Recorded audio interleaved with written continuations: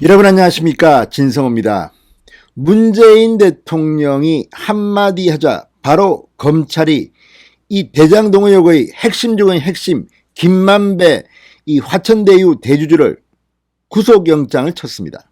전광석화 같습니다. 자, 김호수 검찰총장이 지금 미디어의 초점에 서 있습니다. 윤석열 전 총장과는 결이 다릅니다. 윤석열 전 총장은 살아있는 권력을 수사하다가 조국 전 장관 청와대의 울산선거 개입 의혹 등을 수사하다가 결국 찍혔습니다. 그리고 그의 측근들은 좌천되고 유배되고 윤석열은 결국 옷을 벗고 지금은 야당의 가장 유력한 대선 후보가 되어 있습니다. 반면 김호수 검찰총장은 좀 다른 성격입니다. 이성윤 서울중앙지검장과도 좀 다릅니다. 일단 조직 내에서 커뮤니케이션은 잘하는 편이지만 이 처신의 달인이다. 정말 대단합니다. 이 빛의 속도로 반응하는 것 같습니다. 법무부 차관을 지내고 그때도 조국 전 장관 일가 수사에 윤석열을 빼니 많이 문재인 대통령과 이런 의혹에 휩싸였습니다.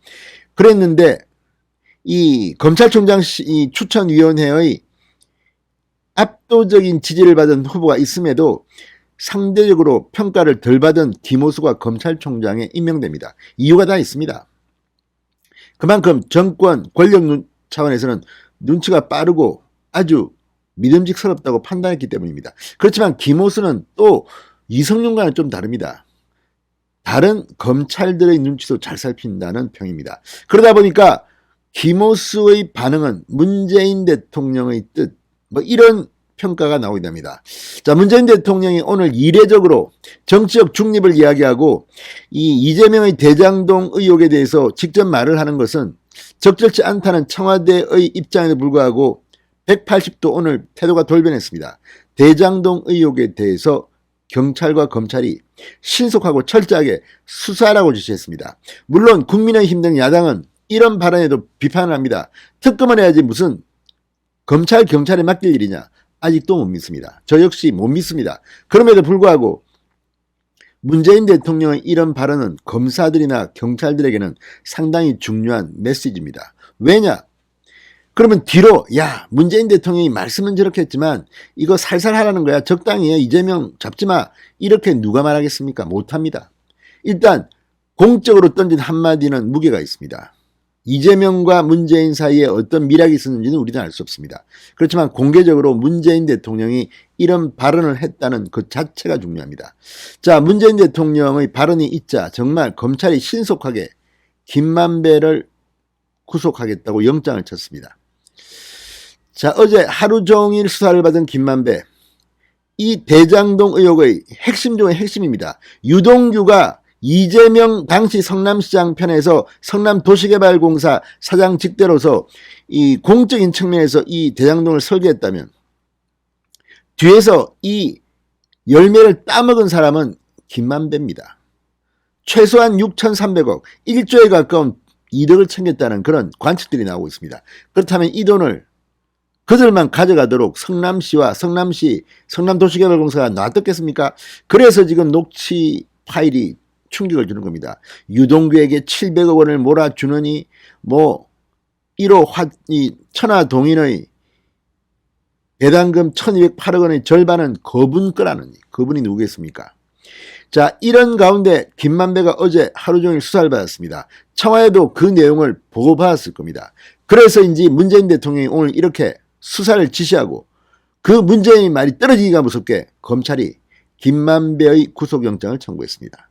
지금 이재명 캠프가 발칵 뒤집혔습니다. 진성호의 융단 폭격 시작합니다.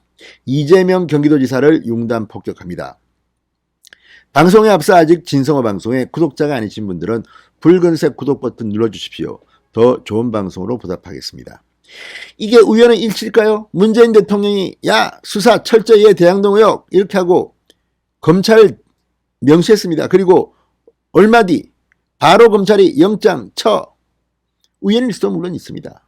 그러나 여의도의 평가는 그렇지 않습니다. 이재명은 점점 더 수렁속으로 빠져들고 있는 것 같습니다. 자, 이 검찰 서울중앙지검 전담수사팀 김태훈 차장검사가 팀장인 이 수사팀이 방금 전 김만배에 대해서 사전 구속영장을 청구했습니다. 검찰이 어떤 혐의로 영장을 청구했는지는 자세히 알려지지 않았지만 뇌물공여 혐의 등으로 보입니다. 자, 성남시 대장동 개발 특혜 의혹의 핵심 중의 핵심인 김만배, 이 법조 출입기자 출신이라고 합니다. 그리고 옛날부터 상당히 이쪽에 관심이 많았는지 정말 엄청난 특혜 3억 5천만 원을 투자해서 최소한 6,300억 원을 건졌다. 이런 거를 들어본 적이 없습니다. 그리고 누구에게 60억, 누구에게 30억, 누구에게 50억, 누구에게 700억, 604억. 야, 단위가 다릅니다. 자, 유동규는 이재명의 선거 참모였기도 하기 때문에 관계가 있지만 김만배와 이재명 관계는 자세히는 모르겠습니다. 그렇지만 김만배가 이 대법원을 출입하면서 권순일 전 대법관과 만나고 그 점에 이재명에 대한 무죄 판결이 나왔습니다. 대법원에서. 이런 것들을 보면 김만배도 어느 정도 아니면 아주 많이 이재명과 밀접한 관계가 있을 것으로 보입니다. 그렇다면 김만배가 입을 열면, 전주가 입을 열면 우수수 끝나는 거 아닙니까? 그런 김만배를 구속시키려고 하고 있습니다. 자, 어제 검찰에서 14시간 동안 조사를 받은 김만배 씨, 혐의를 부인하면서 추가 조사하리라는 전망도 나왔지만 검찰은 추가 소환 없이 곧바로 구속영장부터 청구했습니다. 자, 이게 분위기 반전입니다. 엊그제만 해도 김만배가 다시 소환될 것 같아 이렇게 기자들이 썼는데 문재인의 한마디가 떨어지자마자 바로 구속영장을 청구해버렸습니다. 이재명 지사 끝난 거 아닙니까? 끝난 듯이 보입니다, 솔직히. 자, 검찰은 앞서 유동규를 구속하면서 거의 구속영장에 김만배로부터 5억 원을 뇌물로 받았다고 적시했습니다. 검찰은 전날 김만배를 소환조사하면서 화천대유 및 천화동인 1호의 실소유 관계 및 김 씨의 뇌물공여 여부 등을 추궁했으나 김만배는 대부분 혐의를 부인한 것으로 전했습니다.